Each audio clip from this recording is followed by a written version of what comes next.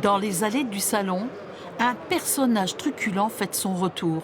C'est la 41e année que Guy Léraud est présent à Paris. Je suis très heureux de revenir à l'agriculture, pas pour gagner de l'argent, parce que je vais en bouffer, mais je rencontre mes amis, mes restaurateurs, mes palaces. Ce qui fait la force de ce producteur, c'est son trésor caché dans son paradis à Angeac-Charente. Des cognacs millésimés, conservés pour certains depuis des siècles. Ça a été mis en bouteille pour des clients bien spéciaux qui veulent des bouteilles authentiques avec la toile d'araignée et la poussière. Ce créneau du millésime historique remonte à plusieurs générations. Ses aïeux ont toujours fait des grands cognacs en gardant précieusement une réserve, et ce, depuis un certain Eugène. Le premier cognac qu'il a gardé, c'était en 1802. Les clients de cette maison de cognac sont souvent fortunés, des Africains, des Russes et des Asiatiques.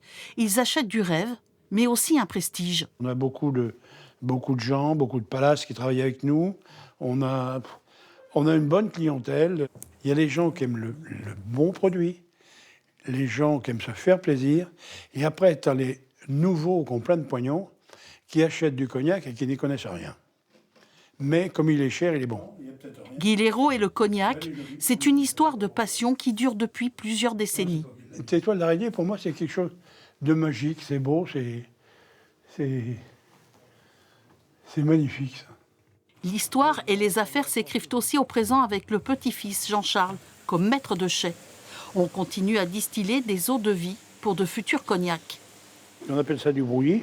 Et ça va repasser une deuxième fois en chaudière. Et avec ce brouillis-là, on va retirer du cognac. Le maître des lieux quitte ses terres charentaises à peu près 200 jours par an pour se transformer en homme d'affaires. Paris est pour lui un rendez-vous annuel absolument incontournable. Le salon de l'agriculture, c'est une image, une belle image pour nous, une belle image pour la France. Et je pense que l'agriculture nous permet de développer ces connaissances avec des gens qui viennent apprendre et déguster nos produits. Cette entreprise emploie une trentaine de personnes et produit par an 900 000 bouteilles de cognac et de pinot charentais.